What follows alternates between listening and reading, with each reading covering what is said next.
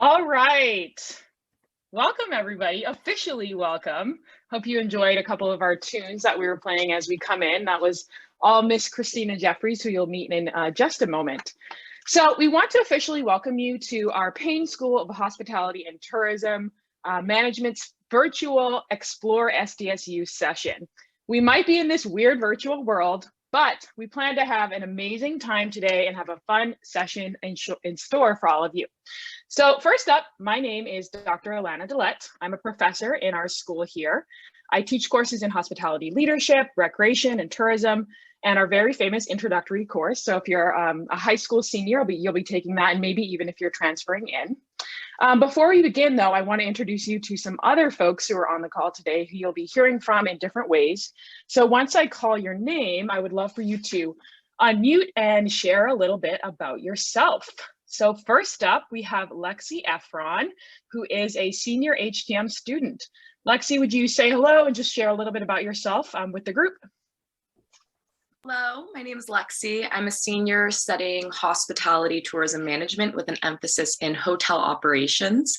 I'm from Los Angeles, California. I love to surf and do yoga, and I'm excited to meet you all. Awesome, thank you, Lexi. Up next is Kayla Taliaferro, who is also a senior in HTM, and some of you learned earlier she is from New Jersey. So Kayla, share a little bit more about yourself. Yes, hi everyone. I am a graduating senior from Atlantic City, New Jersey. I am studying hospitality with an emphasis in events, and my interests in hospitality include restaurants, music festivals, any type of concerts. But yeah, I just love meeting new people, and I'm excited to be here with y'all. Thank you, Kayla. And for our final student today, we have Emily Martella. She is a senior on the Recreation Tourism Management side. Emily? Hi, everyone. My name's Emily. I'm originally from Northern Santa Barbara County, or Santa Maria. I'm currently studying recreation and tourism with an emphasis in recreation systems management. I look forward to meeting you all today. Thank you so much, Emily. So now for some of our faculty and staff who are joining us on the call today. First up, we have the amazing Christina Jeffries. As I mentioned in the chat, she is our sort of in-house DJ, but more importantly than that, she's the director for our Center for Professional Development. So she'll share a little bit more about herself now. Hi, everyone. It's such a pleasure to meet you, and I look forward to getting to know you over the next 2 to 4 years that you're here at SDSU. And I do all the internship and job placement with the school and some academic advising. So we'll get to know each other quite well. And Alana, back to you. Thank you, Christina. Next up, we have Corinne Youngholm, who is our Student Experience Manager. Corinne?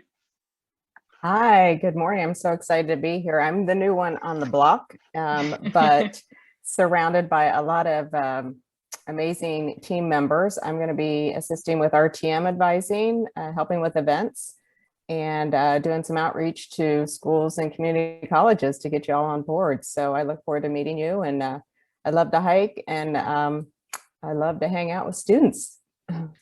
Thanks so much, Corinne. And last but certainly not least, our final person I want to introduce today is the founding director of the school, Mr. Carl Winston. Carl? Good morning, everybody. It's nice to see some of you, and nice to interact with you. It's a pleasure to have you here.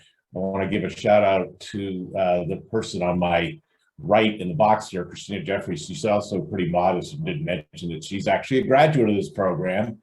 I won't tell you how many years ago, but she's been out in industry, and we got her back, and she does a great job along with the rest of the team. So welcome. You're in for a great show. Dr. Dillette, or Dr. D, as a lot of the students refer to her, is going to be your MC for the morning. We want approximately 1 billion questions from each of you. And you can ask those questions to anybody. You can ask it to a student. You can ask it to Dr. D, myself, Corinne. We're all going to just tell you the truth. So that's what we're about. So more on that later. Thank you so much, Carl. And Carl mentioned something important. So I am your sort of host for today, and we we wanted to sort of reimagine how we could do this in the virtual space. So what you should expect today is a back and forth question and answer via a panel where you hear from all of the students who just introduced themselves, as well as Carl. I have some questions prepared, but more importantly, we want your questions. So when we get to that time, use the chat, you can unmute, we'll give you different ways that you can engage with us because we really want this to be as interactive as possible. But before we get to that, we have something special that we want to share. It's a brief video that really highlights, I think, the energy and culture of our school. As a caveat, it was filmed pre-COVID, so just keep that in mind as you're watching. But I will say that we've worked tirelessly as a school to continue this culture and tradition. And we'll talk a little bit about some of the differences between, pre-pandemic, during, and then hopefully afterwards when many of you will join us. So enjoy this video.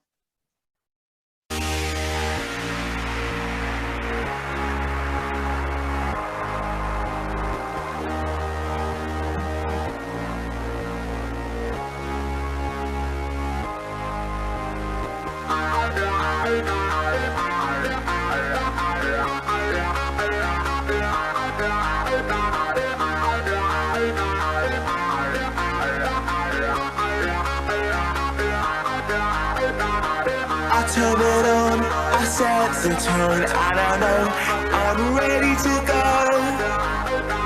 I saw you looking up against the wall, and I knew you were ready to go. Tonight, I'm a different guy, forget about the things you know. If you wanna do it, we can do it right. I can see you coming home, 'cause I'm ready to go. Is that a yes or a no? 'Cause I'm ready to go. Is that a yes or a no? 'Cause I'm ready to go. I'm ready to go. If you say so, 'cause I'm ready to go. I'm ready to go. If you say so, 'cause I'm ready to go. I'm ready to go. If you say so, 'cause I'm ready to go. I'm ready to go. If you say so. Tell me something. We're out of time. Show me this is it. Don't change your mind. Go out, let's say so. Out, say so. Go out, let's say so. Out, say so.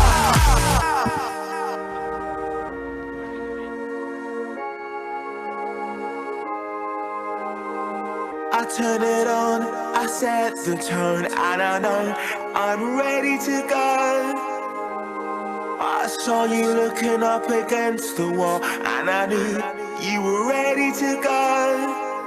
Tonight, I'm a different guy, forget about the things you know.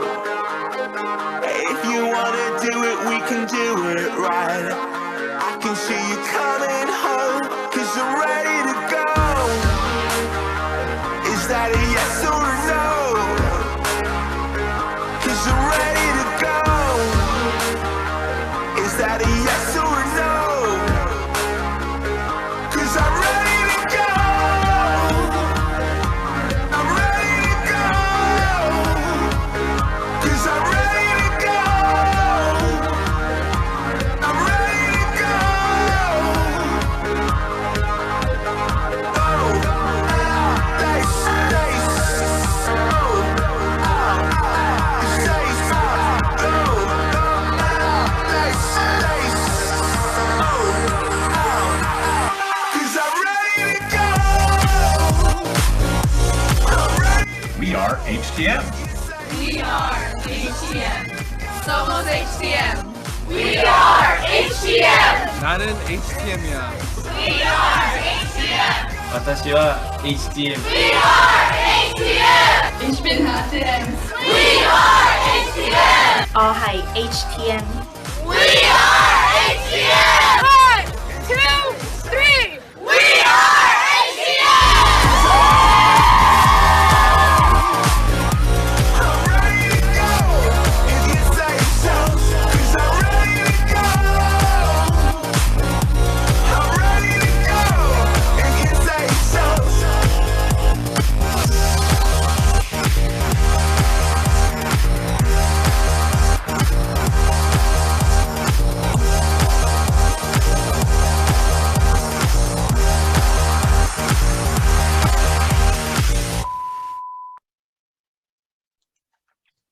Wow. I don't know about you guys, but every time I watch that video, I definitely get chills. And I think especially now, since we have been in this virtual environments for such a long time. So I'm really looking forward to getting back to that space. And I hope that I think the video much better than I could do speaking to you all, gives you an idea of what we're about. And we're really about creating a family in our school and getting to know our students, figuring out what their dream careers are, and making sure that they have opportunities to explore those and to reach those, right? It might have looked in the video like we were just having fun, but in that space, we were going to conferences and networking and professionally developing and traveling. And it's all an advantage to what you will learn in our school outside of the classroom. So with that being said, before we get into the panel, I just wanted to give you all a brief overview of the different things that we offer in our school. So we are the Payne School of Hospitality and Tourism Management, or HTM for short, as you heard at the end of the video. But we offer different emphasis areas depending on your interests. So you might have noticed in the chat, people talking about they're interested in events or sustainability or hotels. And depending on what your background and passions are, you can choose one of these emphasis areas. So on the HTM side of things, you can either emphasize in hotels, meetings and events, restaurants, or tribal gaming, which is really unique. I think we're the only program actually that offers this. And we have a really great relationship with one of the tribes here in San Diego, the Sequan tribe, which sponsors that program. On the recreation and tourism management side of things, you can emphasize in recreation systems management, sustainability, or outdoor resource management. And I'll add here, in RTM, you can also get a minor. So you could major in HTM with an emphasis in hotels and get a minor in RTM. So there's lots of different ways that you can put things together. And through our panel, we have students that are in each of these emphasis areas that can kind of talk to you all about their experiences with those. So without further ado, we will move on to our panel side of things. So a couple of housekeeping notes. We're going to go through actually 4 different areas. There's 3 up here, but we're going to talk first about our classroom setting and environment, the way that we teach, our expectations of students, how we interact with students. We're going to talk about the many extracurricular activities that we do and share with you some of those experiences, job and internship requirements, how that's going to work, why it's important, what are the different ways that we support you. And then to finish up, we're actually also going to talk about study abroad. But before I get into the panel, I want to give you just a heads up on the way that it will go. So if you have a question, please do use the chat function if you would like, but you can also ask it yourself. We'd love to see and hear, see some of you and hear some of your voices. And if you'd like to ask it live, you can click the little reactions button on the bottom right of your screen. And at the very bottom there, it says raise hand. So I'll do it just for, just so you can see. So there's like a yellow hand in my corner now. And what it does is it pushes your square to the front of our screen. So we can see that you have a question. And once it's question and answer time, we can allow you to answer it or to ask it. When you don't have a question anymore, you can do the same thing and just lower your hand and it will go away. So either of those methods are perfectly appropriate. We really want to hear from you. So what I'll do is I'll start off with some questions, give a little brief overview, and then we'll open it up to questions from you all for each of these areas. So we'll start off with our classroom setting. So classrooms, we really focus on creating leaders. A lot of people have a perception of hospitality and tourism as a service industry. And some of your parents might even be feeling like, you know, what is the long term of a career in this, right? And we really focus on developing our students as leaders. So we want you to graduate and eventually become directors and entrepreneurs and owners and CEOs, right? So we're looking for that leadership mindset. And in order to create that, we have a slew of classes in our core curriculum that focuses on leadership. We also really focus on making sure that you get real stories from industry professionals, whether that be professors who have worked in the industry for many years, or people who currently work in the industry and come to actually teach you. And Carl will share a little bit about some of who those people are in a minute. Most of our classes are really small. Our largest classes are intro class, and after that, we range anywhere from about 15 to 40 students in any of our given classes. We know everybody's name. We want to know your name, so you can't hide, right? And we want to have a strong connection with you, but also with you and the industry, so that out of every single class, you can get one step closer to whatever your dream career, dream goal is. So to start off with some questions, I'm actually going to start with Carl, our director. So Carl, as a school, one of our areas is to continuously maintain a connection between our classroom and the industry, like I mentioned. Can you just share a little bit about how we continue to do this year after year? Yeah, thank you. And again, we will welcome questions throughout, folks. So again, feel free to just weigh into the chat. You don't have to let her boss you around. We really want this to be student-led. Our whole philosophy is Dr. Villette said, is based on connecting the industry. We're all about finding you a career doing something you love. And I think if you talk to the students, they'll confirm that for you, that really the best way we can do that is by getting the people from the professions that you want to work in, whether events or hotels or sustainability, to come onto campus and talk to you, to give you visibility on what is it really like.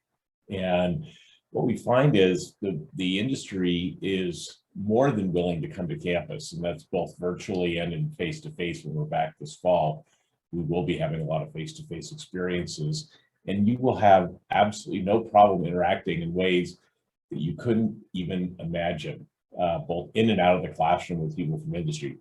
Right, Lexi? Right. So Lexi, just to give you an example, is actually working on a national level competition to do a hotel financing deal. And have you met some interesting people in the last few months in this project? Yeah, definitely. Great connections throughout the industry. Yeah, and she's doing something she never thought she'd be doing. And we love doing that for students like Lexi. So I'll just close by saying, when you come to campus, the very first thing we're all going to ask you is, what do you want to do? And you're going to say, I don't know, or I want to be a wedding planner, or I want to work in a hotel and travel. We're going to help you define that even better after you get here. And we're going to expose you to things you can't even imagine from people who actually are doing the kinds of things you want to do for a living. Thanks so much, Carl. So Lexi, I'm going to go a little off script here and just ask you to expand a bit more on what Carl mentioned first, and then we'll get into some of your experience as a teaching assistant. Yeah, so throughout this program at San Diego State, I've gotten the amazing opportunity to take on projects or, network with people I never thought I would. At a conference with one of our student organizations, I got a job on the spot to work at an amazing hotel in San Diego. And through the competition Carl was talking about, I get to look at deals, hotel deals in Seattle, in Colorado, and talk to the brokers and get to network.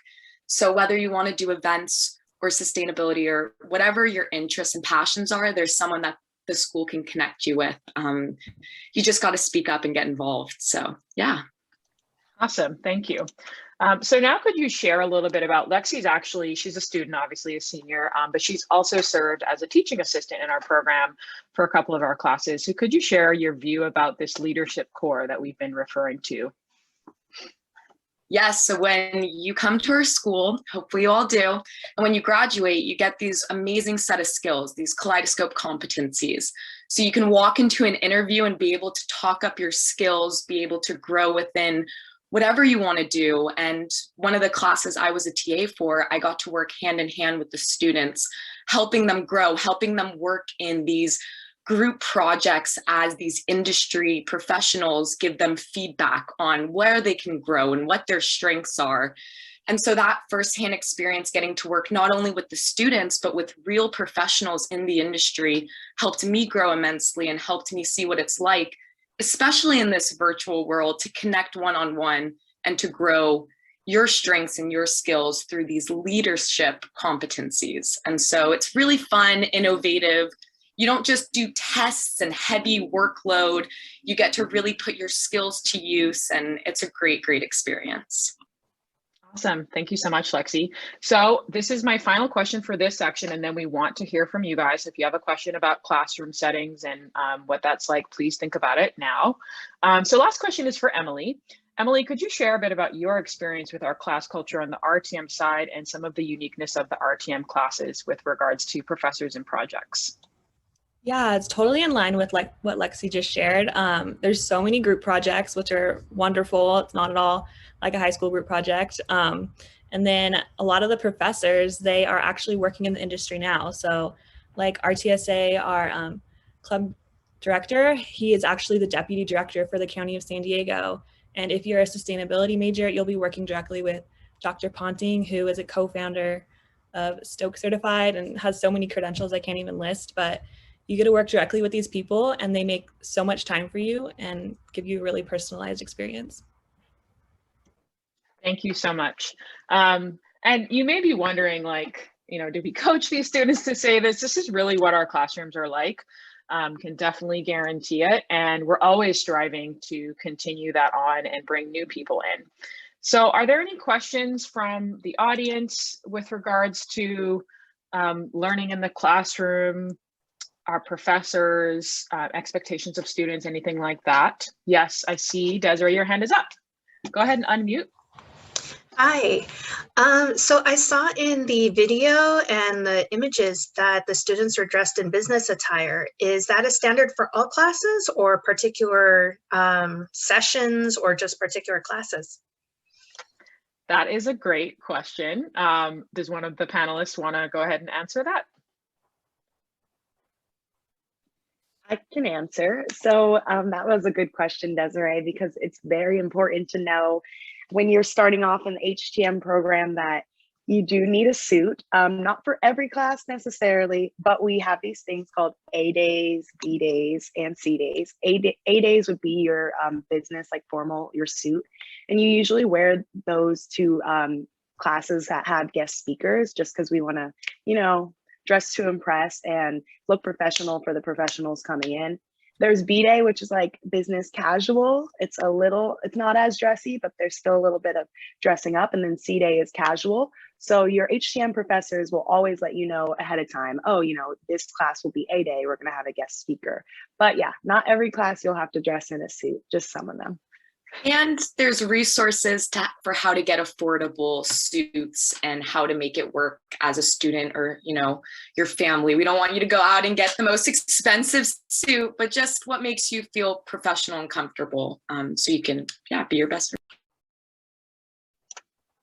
Thank you, Lexi and Kayla. And I'll add that in the video as well, you saw a lot of students at conferences. And so anytime we go to a professional conference, usually there is some kind of dress code at that. So it's definitely not for every class, but it's really just to prepare you for whatever field you're going into. And RTM is a little different, right? Because if you're going to work in the outdoors, you're probably not wearing a black suit, right? And so there are different sort of levels for each, but that's a great question. Thank you, Desiree.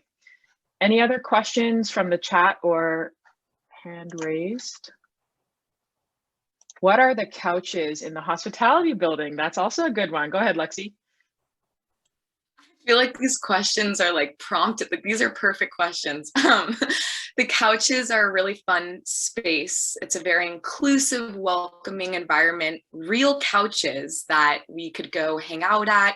We could talk with our directors and our professors, but also industry professionals that would come just hang out with us on the couches between your classes. If you didn't want to sit in the sun and you wanted a nice air-conditioned building with friends, you'd go hang out on the couches and get to socialize and hang out. Thanks so much, Lexi. Yeah, our couches, it's funny because in our introduction class, I refer to them a lot and students are just like, what is that, some kind of like outer worldly thing? What is the couches? So it's really kind of a space where all the magic happens, but nothing is ever planned. I think that's probably the best way I can describe it in one sentence. So we will have time for more questions. Zoe, let's see. Actually, this is probably an easy one to answer really quickly before we move on to our next topic. How many people are in our program? Maybe Carl can answer that. Sure. The numbers vary. We shrank a little during COVID. Some students just didn't want to come. But we fluctuate somewhere between about 300 and 500 students. I'd say we're closer to the 3 number now than the 5. And we also have about 50 to 60 grad students in the program as well. And it skews about 2/3 towards the hospitality side and about 1/3 towards the recreation and tourism side. Within the hospitality side, the most popular majors are events and hotels. And then the recreation tourism side, it's sort of split between sustainability and rec systems like Emily's doing. Thanks so much, Carl. All right, so for our next subject area, we're going to talk about some of our extracurricular activities. And please, we want more questions, so we will have time for more questions after each area. So I mentioned this before as we were finishing the video up. A lot of our learning actually happens outside the classroom, and we make a point of this. We have 7, yes, 7, all active, very active student organizations that essentially represent each of our emphasis areas. We have everything from foodies, which is your food and wine lovers when you're of age. We have organizations about meetings and events, lodging, sustainability, etc. And within each of these student organizations, we have boards of students who run them. And essentially the role is for them to figure out ways to network outside of the classroom with fellow students, which is really important, and also industry professionals. Each of our student organizations, they go on different trips. They've been all over the country, and I'll let the students who are in here share with you some of their own experiences. The bottom picture there is from, I believe, Atlanta. Well, actually, it was a couple of years before the pandemic at the National Conference for the National Society of Minorities in Hospitality. We do tours all around the US. MESA, the Meetings and Events Student Organization, goes to LA every year. We've had student orgs go to New York and Hawaii. And you might be wondering, how am I going to afford all this? We're going to talk about that as well. We really try to support you as much as you can to give you as rich of an experience as possible. So to start off in our organizations and leadership roles, I'm going to start with Kayla. So Kayla is currently serving as the president of our National Society of Minorities in Hospitality. It's a national organization, so there's chapters all over the US. Kayla, would you share a little bit about your journey to getting to this role and what you've learned along the way? Yes. Woohoo! I'm representing NSMH right now, but yes, I'm currently the president of the NSMH chapter, and it was probably my best decision in college. I started in NSMH sophomore year. Honestly, freshman year, I didn't get involved at all, and it showed because I honestly didn't have a lot of friends like leaving freshman year. But then going into sophomore year, I got way more involved with HTM, and Dr. D, was the advisor of NSMH. And I just thought she was really cool. So that helped me get involved with NSMH.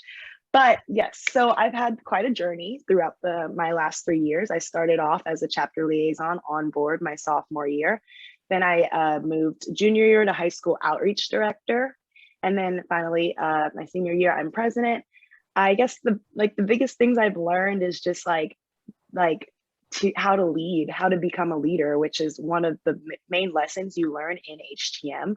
But being in a leadership position really showed me how to do that, because in class you can learn how to be a leader, like the competencies, the kaleidoscope, all that stuff. But once you're actually in that role, that's when you learn how to be a leader. So I've just learned so much my last year here from being in this position. I've also had so many opportunities because NSMH has a regional and a national conference every year. I've been able to travel to Denver, Las Vegas, Atlanta, Houston. I've done the Mesa trip in LA as well. But yeah, I just got to travel so much and learn so much, and also meet so many people. Like, I don't know who I would what I would be doing if I didn't join NSMH sophomore year. So really grateful for that opportunity and this amazing club. Thank you so much, Kayla. And I'll add that Kayla, as well as Lexi and Emily, have all been a part of their student organizations, as we transferred from in-person to virtual, which is a whole nother experience of leadership that I think is really valuable.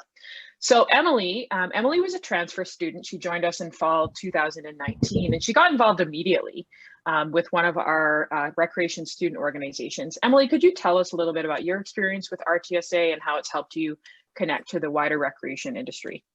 Yeah, totally. So coming in as a transfer, you kind of have a little bit more like confidence in being in college and stuff. So I knew I was going to get involved, and I had the time like to do that in my schedule. When I first started, I just was a member at large, and then I moved to the membership and outreach chair. And now I'm currently the vice president of RTSA. And yeah, like Kayla said, it's just the leadership experience is really like nothing that you can replicate. You learn so much in your classes, but having the chance to like apply it right away in your club is great. And then kind of touching on like going virtual, literally being an RTSA is probably like the best thing that could have happened, because I still talk to people. I don't just go to class and like go home, stay home. But yeah, it's a great experience, and I encourage you all to get involved. Thank you so much, Emily.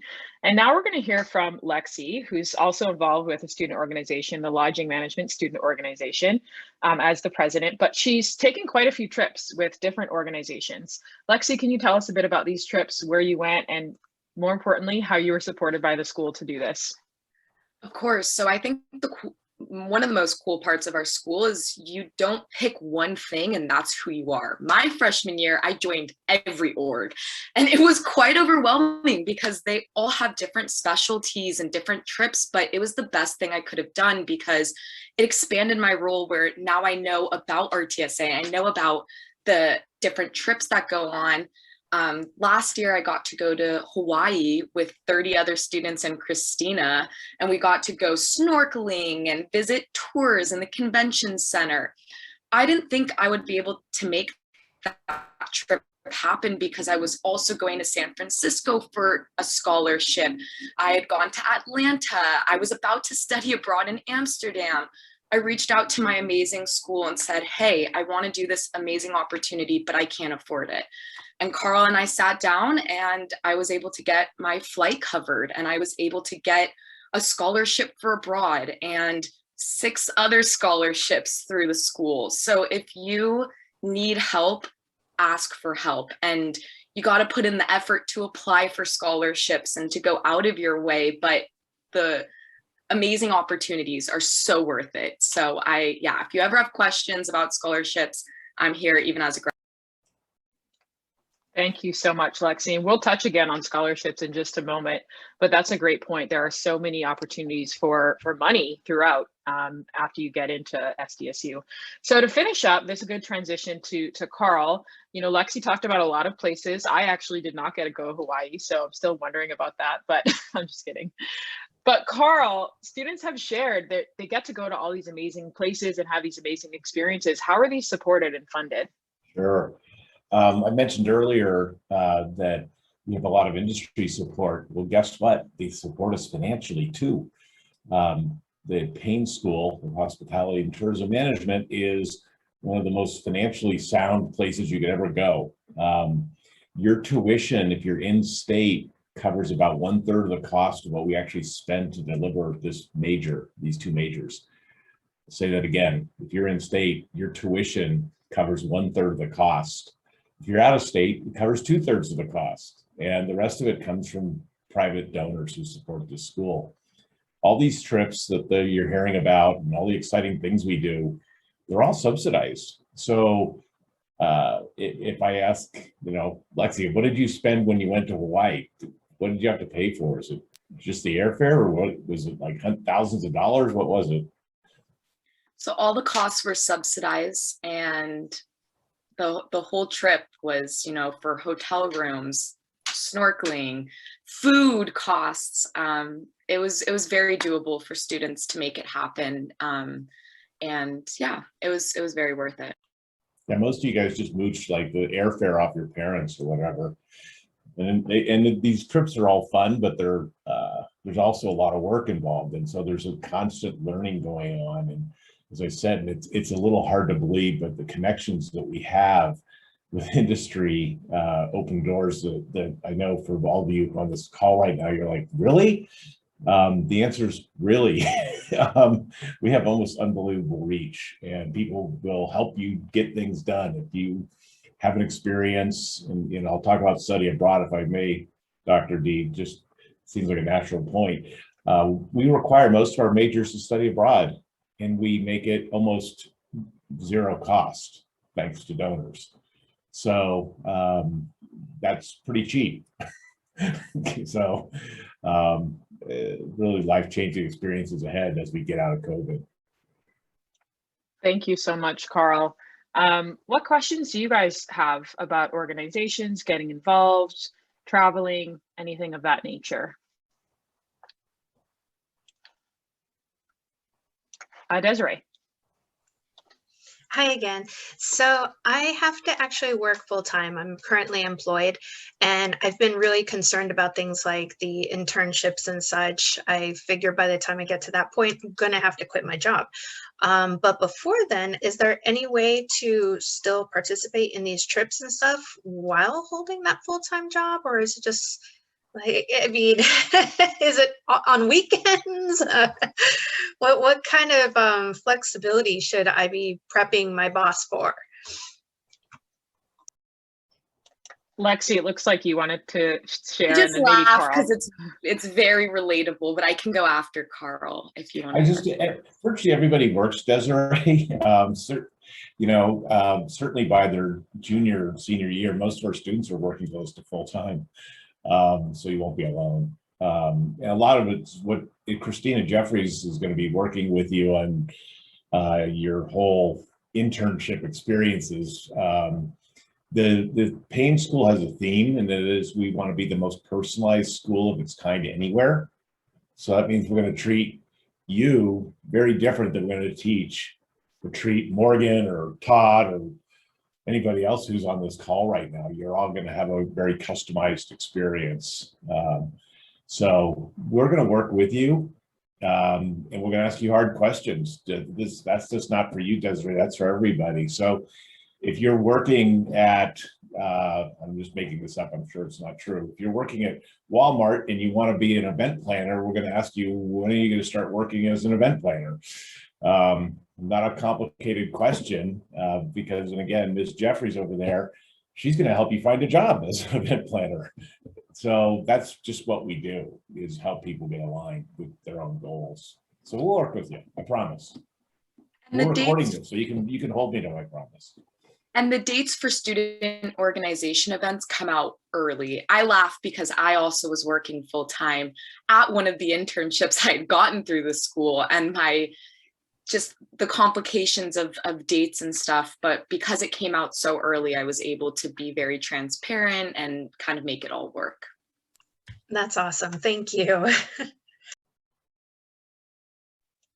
All right, so it looks like there's some questions in the chat. How many clubs? There are 7 total. Essentially, there's one for each emphasis area. So there's a lot of ways to get involved. And then from Emma, are there any organizations that focus on sustainability? If so, what do they do and where are they able to travel? I'm going to have Emily answer that a bit. So on our side, our organization would be the Recreation and Tourism Student Association.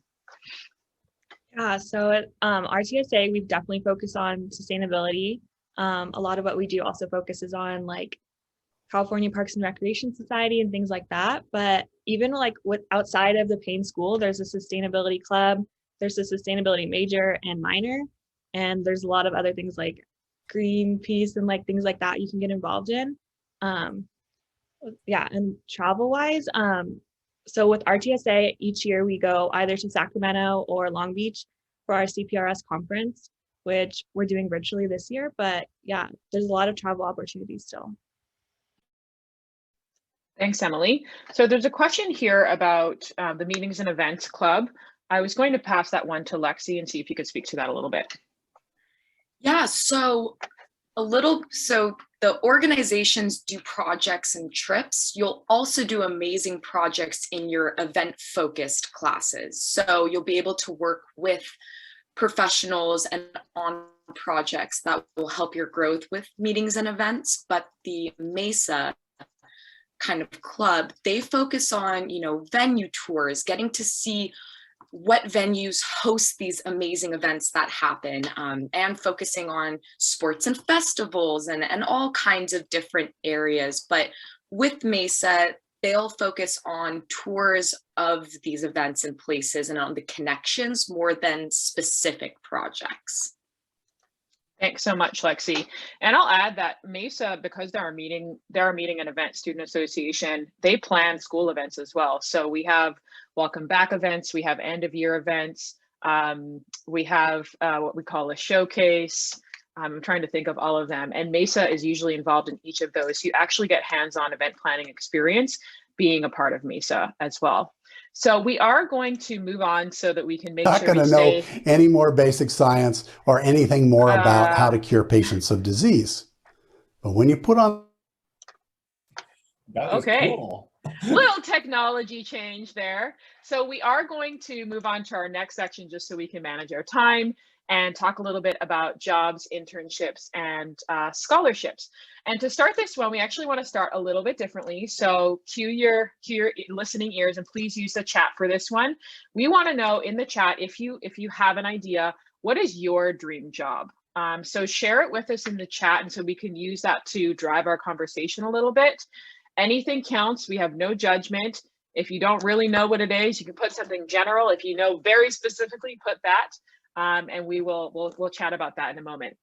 So our jobs and internships, we do require 2 internships on the HTM side and I believe 1 on the RTM side, which means that you're going to graduate with tons of work experience. This is really important because this means that once you graduate, you're not just going to have an amazing degree, but you're also going to have industry experience to take into the work world and get offered amazing positions. We have full-time staff. Christina Jeffries is one of them. And we also have KJ, who's on the recreation tourism side of things that help you get these jobs and internships. Most of the time, we also require them to be paid. So you're making money as well. And we have a 99% placement rate, and we have had that for about 20 years. All the way up to COVID. It's dropped a little bit, of course, but we're going to talk about how we plan to get back up to that because it's a really important part of who we are and what makes our students successful. So to start this panel, and then I'll peruse the chat, and I'm sure our panelists are as well. I want to start actually with Emily. So in your time as a student, you've held quite a few roles. As you just transferred, so you've only been with us not even quite 2 years yet, but you've had multiple jobs and internships. Can you share a bit about these experiences and the resources that helped you to obtain these? Yeah, so when I first got to SDSU, I was like, I need a job. Let's get it going. So I met with KJ, who is basically like Christina equivalent for the RTM program. His job is literally just to find us internships and just jobs in general. But I got a job with the city of Coronado. So that was my first job when I got here. And then after that, I got a job working with the Padres, which was really fun. I was a ticket seller in their box office. And another role that I hold is as the peer advisor for lower division students for the recreation program. But one thing I do want to note is like San Diego has so many opportunities. It's much different than any other area, like a smaller school, but like you can work for the Padres, you can work for a city, you can work for a venue. There's like so many opportunities. So it's really fun. Thank you so much, Emily. And I think you make a good point. Our students can work in so many different arenas, right? There's not just these 4 boxes that you can fit into.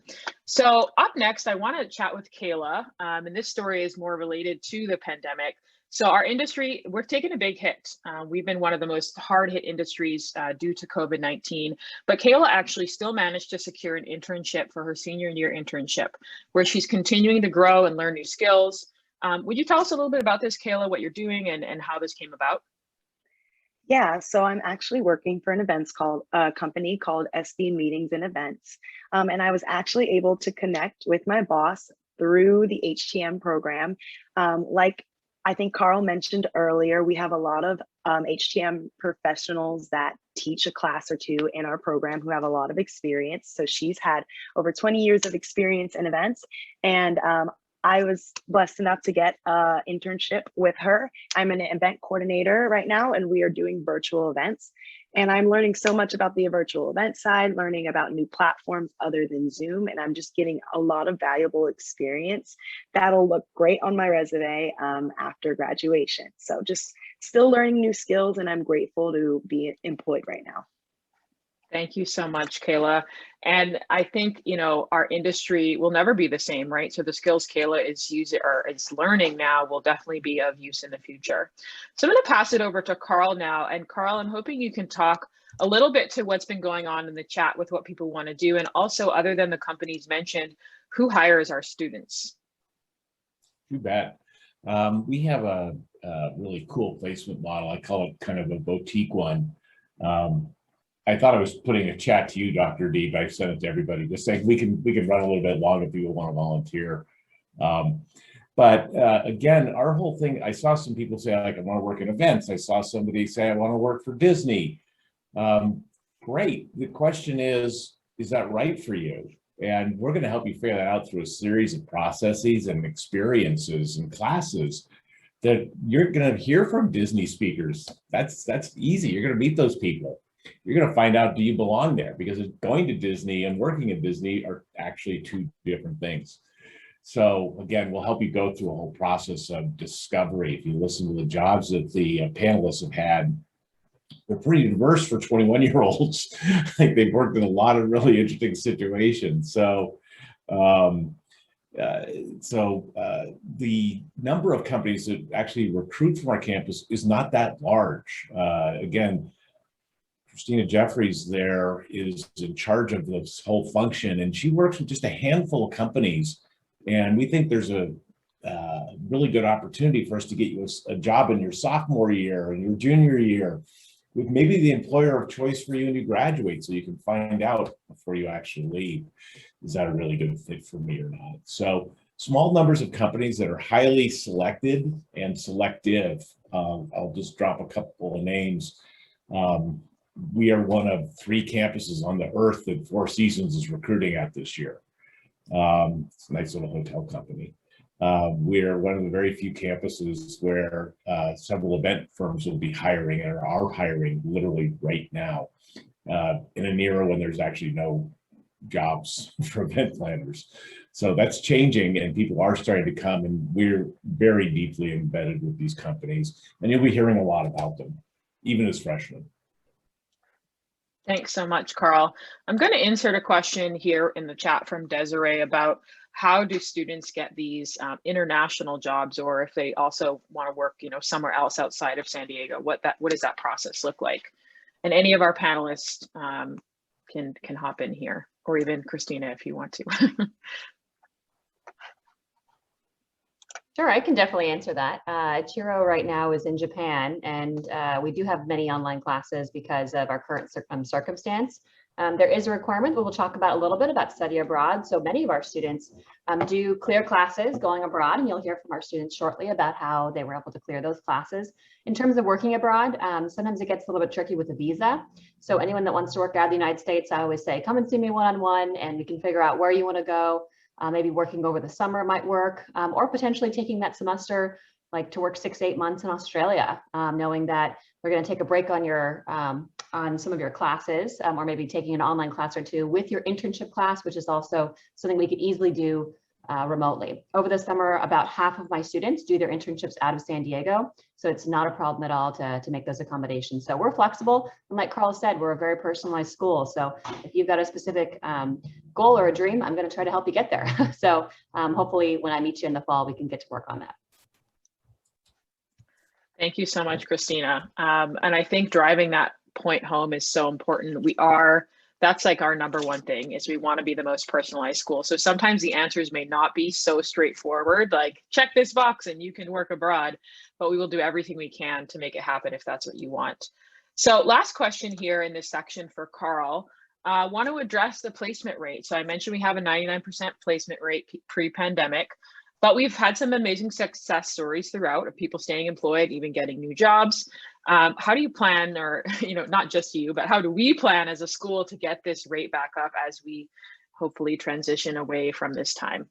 Sure. We actually have a really good history to judge on, and that's called the Great Recession. I don't know what we're going to call COVID, just the great bleh. But 10 years ago, we had a terrible recession that sort of ended by 2010-11. It lasted a couple of years, and it was devastating. And we were one of the very first schools to recover. And I know you don't know us, you have no reason to believe us yet, but at least believe the students on the call. People come to us first, and we have a fantastic brand, and our graduates are the first to get hired. As the economy comes racing back, we're going to sell out, and I don't anticipate that starting in 22, I think we'll be turning away lots of employers. And that sounds funny, but up until this year, we rejected most of the companies that wanted to come recruit our students because we just stayed with our core ones, and they'll reward us as we come out of this. So y'all will be in good shape. Thank you, Carl. Before we move on to our final section, which is about studying abroad, are there any other questions about jobs, internship requirements, and how that works or experiences?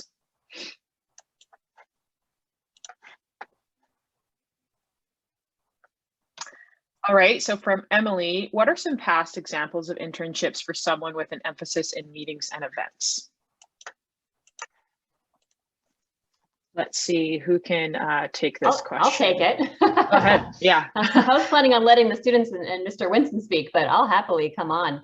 Yep. It's such a big variety right now. When people think, what is the area of meetings, events? Maybe you're thinking weddings, maybe you're thinking a concert, but I can tell you the event industry is 10 times, 100 times, 1,000 times bigger than you think it is. So there are such a vast majority of opportunities, and we're going to figure out, well, what direction you want to go in and try to fit you in the right internship to give you the skill set to get where you want to go. So if any of the students want to maybe drop in the chat box, if you've done an event internship, you could do that for our current students. I can tell you that I have students that are working at they work at the local convention center. Typically every semester we have students working at the local convention center. You can work in a hotel and events. You can work with third-party meeting planners. You can work with online companies. You can work with music organizations. And so many of our opportunities are because we put students in rooms with people that make things happen. And so it's not the same internships every semester. It's always new experiences depending on what Lexi wants to do, what Kayla wants to do, and Emily. And we're going to help you do that once you get here in the fall. Thank you, Christina. And as a follow-up, I think you'd be the best person to answer this as well. Upon graduating, what are the required, this is from Valerie, required number of hours of work experience that students have to have? So students are required to get about 400 hours of hospitality experience prior to getting into upper division. And this is to make sure, do you really want to be here? Is this really what you want to do for the rest of your life? So that Lexi can go and be like, working with people? Oh, I don't want to work with them. Just kidding. But it just validates that this is the right industry for you by going and working in a hotel, a restaurant, or event venue. And then in your junior year, you'll do a 300-hour internship. Same, your senior year, you'll do a 300-hour internship. And so, most students do graduate with about 2,000 plus hours of work experience at the end of the day. The hours rack up pretty quickly between summer jobs, a part-time job in the semester, but we'll help you get there and make sure you've got balance in your semester. So I always want to stress balance with students between classwork and internships and all these extracurriculars. It may seem overwhelming, but we will help you and you kind of step into it. So we'll help you to be successful while you're here in the school. Thank you so much, Christina, for jumping in, even though she's controlling everything behind the scenes as well. So we are going to move on to our final section. But before we do that, I want to say we probably are going to go over a couple minutes. We hope you could stay with us. But if you can't, please feel free to reach out for any questions. And we'll also stay on a little bit after for just informal chat. So if you want to do that, keep that in mind as well. So for our final section, studying abroad, I want to start with a question for the audience again. So last one was, what is your dream job? This one is, where would you like to study abroad? Please answer in the chat. Anywhere is fair game, and we'll share a couple of experiences with you and some of the opportunities you might have with this program. So our study abroad program is unique in that we actually require this for 3 of our emphasis areas in hotels, events, and sustainability. We'll talk about why this is important and how we help to support students in this. It's important, you know, we're in the tourism industry, and the crux of that is travel, right? And understanding other cultures and having that sort of cross-cultural experience. So we want all of our students to study abroad, but it is required for these emphasis areas. And we want you to see, how do other countries run? What are some of the norms there? We have students obviously take classes, but sometimes even work while they're studying abroad. Oftentimes people are really worried about the cost, but oftentimes it actually ends up being cheaper than SDSU for a semester, and we help as much as we can with that airfare. And so it's just an amazing experience. I'm not going to talk any more about it because I want our students and Carl to share, that I think really sets you apart once you graduate, to say that you actually lived in a foreign place for an entire semester, or there are shorter options as well. It really, really sets you apart in your perspective and what you can bring to the workplace. So to begin, and I will check out the chat, haven't been able to keep up while I was talking, but I want to start with Kayla. So Kayla was studying in Barcelona right before COVID shut the entire globe down. Can you share a bit about this experience and how you were able to afford it? Yes. So to be honest, starting off at SDSU in the HTM program, I was pretty nervous about studying abroad because I had never been out of the country before. So instead of doing the whole semester, I felt that a winter class would be better for me. So I did that in January of 2020. I was able to go to Barcelona for 3 weeks with SDSU. It was faculty led. So an SDSU professor was there with us teaching us a class. We also got to tour to other different cities, and I got to go to Paris as well. And that was just honestly a great experience. I mean, I honestly got out of there at the right time. I got out of there in February, right before Corona really hit. But I got to enjoy and see so many things. And since that was my first time out of the country, I learned so much and I was put outside of my comfort zone. I also got to meet people from other countries and be in a different culture where I wasn't the majority, like here in America. So that was interesting as well. And I just was also able to learn how hospitality works in other countries, which is what the HTM program aims for, is seeing how they treat their guests there. And I just learned so much about different people there. So yeah. Thank you so much, Kayla. And as Christina mentioned in the chat, we have study abroad workshops every semester. So you can start them from freshman year, even if you're not planning to study abroad until junior year, to help guide you in what you want to do and how you're going to fit it in. So we're going to touch on scholarships as well during this time. I know, Lexi, you mentioned a little bit earlier about scholarships, but I would love for you to tell us a little bit more about, Lexi has been the recipient of numerous scholarships. Can you share a bit about these opportunities and how they've helped you throughout your time as a student? Yeah, of course. So when I came in, I knew I wanted to study abroad from when I was 8 years old. I was like, I want to live in another country, get me out of here. So I did the full semester, but I also went in 2020. So 3 months in living in Amsterdam, I had to figure out how to get home, which was its own experience in itself, but I could not have afforded to go anywhere without help from the school. So I got 80% of my flight covered, up to $1,200, which helps drastically. I also applied for an San Diego State scholarship, so I got another $1,000 to go. And there's donors, like we mentioned, but also private organizations that you'll learn being at the school, which covered another couple thousand. So when they say apply, it's a little essay. I'm gonna have Christina give you guys my contact. It's really worth it. And it helped me do a wine tasting in Belgium. It helped me get these experiences I never could have afforded on my own. In my classes in Amsterdam, I took wine classes, sports and festival management. I had to take a Dutch language class and then go to the grocery store and figure out a whole new language at the grocery store. So they're challenges, but they really provided, an open-minded perspective. And I got to go to a school that yeah, challenged me. So it was a really great experience, but scholarships are worth it. Thank you so much. We like to tell students that scholarships are free money, and they really are. And there are just so many different organizations that give out $1,000 here, $500 here, and it really adds up. And a lot of times people don't actually apply. So they're actually a little bit easier to get than you might think. And they can be really, really helpful semester after semester to help you through school. So Carl, as I mentioned earlier, we have 3 emphasis areas that require studying abroad. And, you know, Lexi, or we've mentioned in the chat that we support students with this. Would you share a bit about, first of all, why we require this and how we actually support students in this? Sure. It was a collective decision with our faculty, our staff, and our stakeholders, both from the student and alumni communities. And it was really based on one overriding goal: to help you be successful in whatever you want to do. Whether you want to work in rec systems, event planning, it doesn't matter. But what we know from employers is they love people who have international experience, because you have to figure out how to get from an airport via a train to a place that you're going to be living for some number of weeks that you have no idea how to do. They know it makes you a better human being. They know it makes you more culturally aware and sensitive.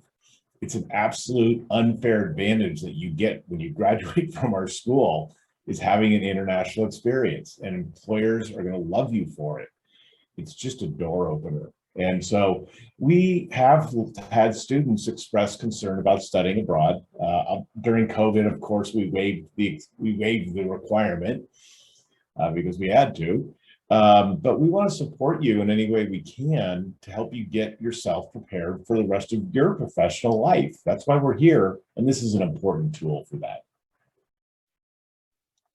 Thanks so much, Carl. I'm going to end with one final question for Carl that's sort of more big picture thinking, and then we'll wrap it up and open it up to questions from the audience about anything we've talked about today, or maybe something we didn't talk about. But Carl, I would love for you to share where you see the industry going in the next 2 to 5 years. Every student on here, obviously, if they do join us, they will be looking into the future. So what is your outlook on our industry? Yeah, I'm just chatting with Lila here. Hang on a second.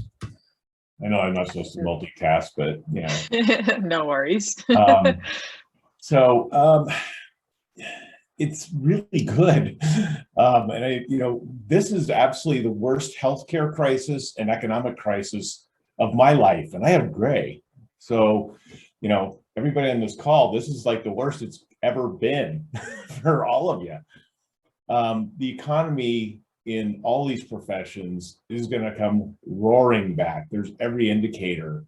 I'm 100% convinced that in 22, we'll be placing everybody who graduates and they're all going to have multiple job offers like we used to. So it's really bullish in the future. I'm glad you guys are going into college now at SDSU, and congratulations on getting in, by the way. I should report we had 100,000 applications this year again. So if you got in, you folks are pretty darn special, and we're looking forward to meeting you. But I'm really bullish, Dr. D. It's every indication that this worst crisis ever is flipping. And I look at all these reports all the time. I'm on the Zoom calls and phone with people in industry, not just across the United States, but globally all the time. It's going to boom. Most of us are projecting, for all the things we teach, a massive labor shortage in 22, 23. That's fantastic for you guys. Make more money and hopefully have some real joy and passion in what you do. And that's really what we're about. Thank you so much, Carl. I also feel that positive energy as we transition. So we are going to officially wrap it up, and just thank you all for coming and joining us. Here up on the slide here are just different ways that you can connect, and we really hope that you do follow along. Our social media on Instagram is a great place to just continue getting a taste of who we are and what we're about and what's happening in our school right now, as well as a couple emails for you to reach out to. And I am going to pass it along to Carl to do our sort of final closing remarks, but before I do that, I want to say we are happy to stay on here longer. So if you have more burning questions that we didn't get to, please don't log off yet. And we'd be happy to chat with you for a little bit longer. So thank you all. This has been amazing. I've had a lot of fun. I hope that you guys have as well. And thank you to all of our panelists and to Christina and Corinne for our behind the scenes.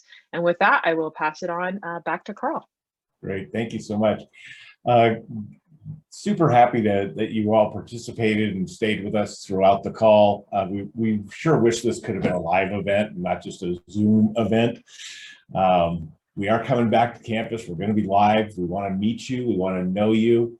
If you're feeling at all nervous about showing up at the Payne School this fall, you know what that makes you? Normal. Like, we're all strangers at first, but you're not going to leave our school with feeling like a stranger. I can promise you, and again, we're recording this school feels like a big family, and it really operates like a big family, including some really dysfunctional family members. That was my bad humor. But it really does end up like a family. And so come on in, take a risk, dream out loud, not just with the staff and the faculty, but with your fellow students. And you're going to be feeling really, really welcome. So come see me. I'll see you on campus. Adams Humanities, 4th floor. My office door is always open, and I mean that. I want to see you. I want to meet you, as does the rest of the team. So thanks for coming. And again, we'll hang out if you want to have some one-on-one questions. If you want to get into a room with just the 2 of the students or the 3 of them, and they can say, were they lying? We'll set up a breakout room. You can go into a breakout room with them and talk to them. We don't rehearse anything with our students ever. So thanks for coming, everybody.